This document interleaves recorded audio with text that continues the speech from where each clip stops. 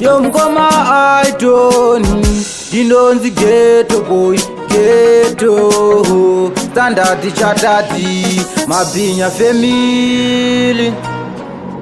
Tanzo King Kong Vandoni bejera vana kuita wrong Chikingi chemashua wema watichi Ghetto boy imba kusika wakwira ndege vanorwadziwa toda kuti vazvirege vachakubhejera vachiti uri pisa nemaside pesa uchiteka kungereza vatakatanga varipo vaitisaisa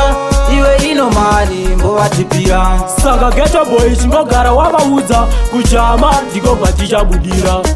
vatakatanga varipo vaitisaisa iwe ino mani mbovatipira saka ghetto boy chingogara wavaudza kuchama ndiko kwatichabudira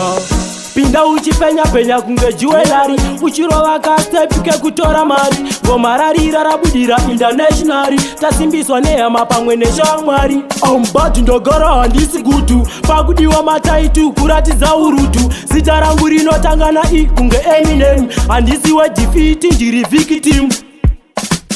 vatakatanga varipo vaitisaisa iwe ino mani mbovatipira saka ghetto boy chingogara wavaudza kuchama ndiko kwatichabudira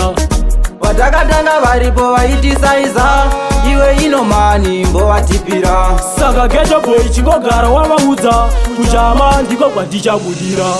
saka idzi dzave ngoma ino mani havazi vose vanofara patinoimba vamwe vacho ndivo vanongolauta asi kudzimba dzavo ngoma vachiri jamba vandakatanga ini vaingondisaisa vachiti mufana uyu achatinyadzisa nhasi uno ini ndave kudadisa ngoma dzangu dzese ivo vari kudzifambisa vatakatanga varipo vaitisaisa iwe ino mani mbovatipira saka ghetto boy chingogara wavaudza kuchama ndiko kwatichabudira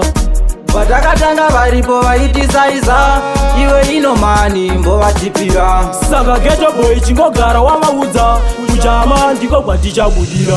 ghetto boy imba kusika wakwira ndege vanorwadziwa toda kuti vazvirege vachakubhejera vachiti uri bhisa nemaside pesa uchiteka kungereza aumbadhi ndogara handisi gutu pakudiwa mataitu kuratidza urutu zita rangu rinotangana I kunge Eminem handisi wedefiti ndiri victim vatakatanga varipo vaitisaisa iwe ino mani mbovatipira saka ghetto boy chingogara wavaudza kuchama ndiko kwatichabudira vatakatanga varipo vaitisaisa iwe ino mani mbovatipira saka ghetto boy chingogara wavaudza kuchama ndiko kwatichabudira yo big up yourself ghetto boy yo my selector Aiton yeah it's ghetto boy what are they yeah big up Chris Wangdarien yeah chimgoma divine chimgoma tale yeah man